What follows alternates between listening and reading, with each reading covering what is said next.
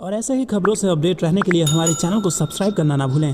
क्या कर्नाटक में लगने वाला है बीजेपी को बड़ा झटका?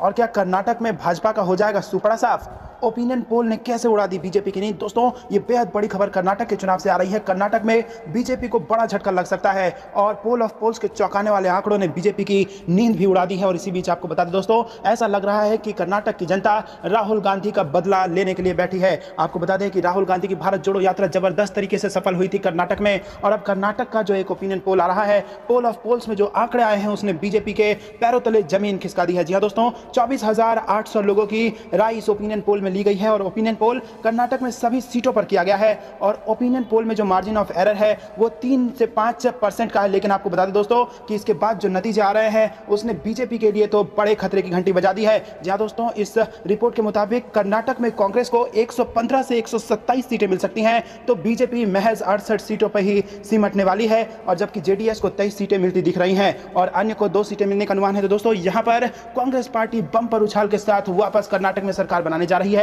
और इस सब का कारण कहीं ना कहीं जिस प्रकार से कर्नाटक में भ्रष्टाचार के आरोप लग रहे हैं उसको माना जा रहा है। तो आपको क्या कारण लगता है, क्यों आखिरकार जनता गुस्साई हुई है और कांग्रेस की सरकार चाहती है? कमेंट में जरूर बताइए।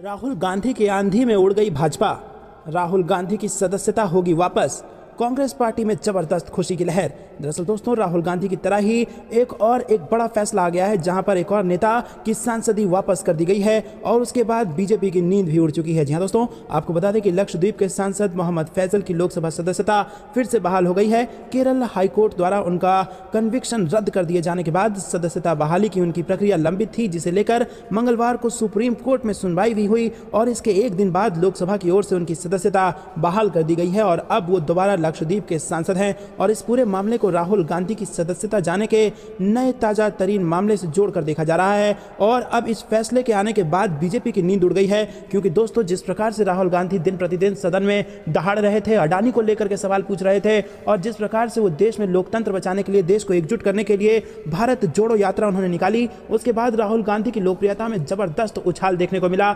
लेकिन इसी बीच एक ऐसा कांड हुआ जिससे उनकी सांसदी चली गई और अब सुप्रीम कोर्ट के इस फैसले से जबरदस्त राहत यहां पर कांग्रेस पार्टी को मिल रही है। और आपको बता दें कि जश्न का लहर इस वक्त कार्यकर्ताओं में देखने को मिल रहा है, वहीं भाजपा के पैरों तले जमीन खिसक चुकी है। आपको क्या कुछ लगता है, अपनी राय कमेंट में जरूर बताइए। अपने ही बयान में बुरी तरह फंस गए भाजपा के मंत्री, 350 वकीलों ने कानून मंत्री को घेरा और रिजिजू के इस बयान से मचा जबरदस्त बवाल, जिसके बाद बैकफुट पर बीजेपी सरकार। आपको बता दें 350 वकीलों ने कहा है कि कानून मंत्री को धौंस जमाना शोभा नहीं देता।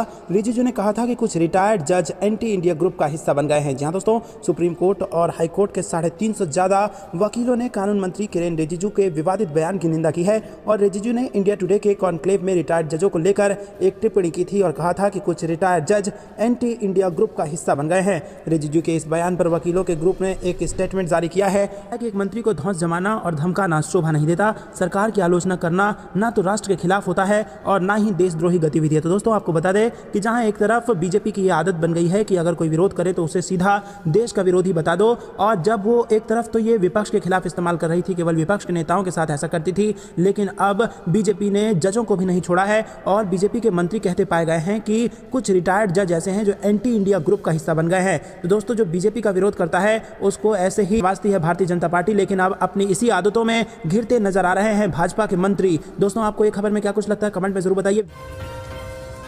महाराष्ट्र की सियासत में फिर बड़ा भूचाल, खतरे में है शिंदे की कुर्सी, क्या पलट जाएगी महाराष्ट्र की सत्ता? जी हां दोस्तों, आपको बता दें कि महाराष्ट्र का सियासी पारा इस वक्त गर्म है और उसका कारण है कि आखिरकार महाराष्ट्र का असली मुख्यमंत्री कौन है। दरअसल दोस्तों आपको बता दें कि महाराष्ट्र में एकनाथ शिंदे की सरकार तो चल रही है, लेकिन इसी के साथ सुप्रीम कोर्ट में एक फैसला सुरक्षित रखा हुआ है और वो फैसला किसी भी वक्त महाराष्ट्र में बम की तरह फट सकता है और वहां की राजनीति में जबरदस्त बवाल आ सकता है। जहां दोस्तों आपको बता दें कि जिस प्रकार से कुछ तेवर नेताओं के देखने को मिले हैं, उससे ये पता लग रहा है कि महाराष्ट्र महाराष्ट्र में जो गठबंधन है भाजपा का और शिंदे का, वो भी सुरक्षित नहीं है और शिंदे की कुर्सी भी सुरक्षित नहीं है। और यही सब कारण है कि आजकल शिंदे कुछ ज़्यादा ही एक्टिव नजर आ रहे हैं और उन्हें भी कहीं ना कहीं इस बात का आभास हो चुका है कि अब महाराष्ट्र में चुनाव के लिए तैयार रहना होगा। इसीलिए चाहे वो वीर सावरकर की बात हो या तमाम अन्य मुद्दे हों, उस पर वो खुलकर सामने आ रहे हैं और अपने बयान दे रहे हैं, क्योंकि किसी भी वक्त जो बड़ा फैसला सुप्रीम कोर्ट में सुरक्षित रखा हुआ है वो अगर आता है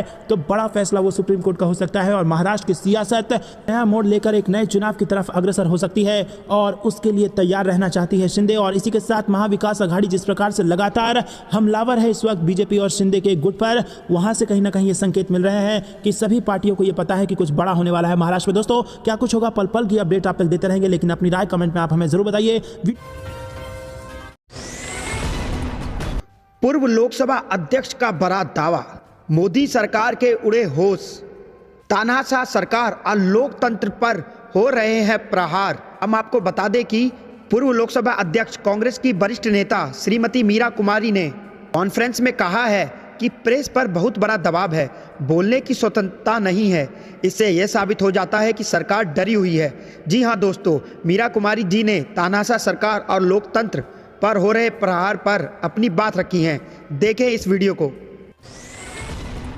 प्रेस पर बहुत दबाव है, बोलने की स्वतंत्रता नहीं है। उसे तो ये स्पष्ट हो जाता है, सिद्ध हो जाता है कि सरकार डरी हुई है, भयभीत है। लोकसभा राज्यसभा के सदस्यों की संयुक्त समिति बने, उससे भी कतरा रही है। इसलिए हम लोगों के मन में ये प्रश्न उठ रहा है, देश का भला कैसे हो, तरक्की कैसे हो। जो सबसे आखिर में खड़े हुए व्यक्ति हैं उनको हम कैसे आगे लाएं। ऐसे लोगों की आवाज़ कौन बनेगा। देश का आशीष करती है जहाँ चाहे, जो अभी भी वो सशक्त आवाज़ है, सब कुछ करने के लिए तैयार है। जो भी कुर्बानी देनी होगी हम वो कुर्बानी देने के लिए तैयार हैं। आपको क्या लगता है कि सही में इस देश पर तानाशाह सरकार का राज चल रहा है, प्रेस पर बहुत दबाव है जिससे प्रेस बोलने में हिचकिचा रही है और डर रही है? आपको कुछ जो भी लगता है हमें कमेंट में जरूर बताएं। इस वीडियो को लाइक कीजिए, चैनल को सब्सक्राइब कीजिए और घंटी जरूर दबाएं। कांग्रेस पार्टी ने बीजेपी पर किया पलटवार, जयराम रमेश ने सीबीआई को लिखा पत्र। मेघालय सरकार पर आरोप को लेकर क्या अमित शाह को तलब करेगी सीबीआई? जी हां दोस्तों, आपको बता दें कि ये बड़ी खबर आ रही है। राहुल गांधी को दिल्ली पुलिस के नोटिस के जवाब में कांग्रेस ने भारतीय जनता पार्टी पर पलटवार कर दिया है। कांग्रेस ने पिछले दिनों राज्य में हुए विधानसभा चुनाव से पहले मेघालय में नेशनल पीपुल्स पार्टी यानी कि एनपीपी सरकार के खिलाफ भ्रष्टाचार के अपने आरोपों के बारे में जानकारी इकट्ठा करने के लिए केंद्रीय जांच ब्यूरो को गृह मंत्री अमित शाह को समन करने के लिए खत लिखा है। कांग्रेस के सीनियर नेता जयराम रमेश ने कहा कि अमित शाह ने 17 फरवरी को एक रैली के दौरान एनपीपी सरकार के खिलाफ गलत बयान दिया था। जयराम रमेश ने सीबीआई निदेशक सुबोध कुमार जायसवाल को 21 मार्च को लिखे अपने एक पत्र में लिखा कि अमित शाह से पूछताछ करना जरूरी था क्योंकि कुछ कारणों से वो उस सूचना पर कार्रवाई करने में असफल रहे हैं जिसके आधार पर उन्होंने ये जानकारी दी थी। रमेश ने लिखा कि गृह मंत्री के रूप में उनकी क्षमता में निश्चित रूप से उन सूचनाओं और तथ्यों तक उनकी पहुंच होती जो उन्हें उस निष्कर्ष तक ले जाती, लेकिन गृह मंत्री जो भाजपा के पूर्व राष्ट्रीय अध्यक्ष भी हैं, वजहों से तत्कालीन मेघालय सरकार के भ्रष्ट आचरणों और तथ्यों के बारे में मिली जानकारी पर कानूनी कार्रवाई करने में नाकाम रहे। तो क्या अब उनको तलब करेगी सीबीआई? तो दोस्तों क्या आपको भी कांग्रेस पार्टी के इस आरोप में जान लगती है? कमेंट में जरूर बताइए।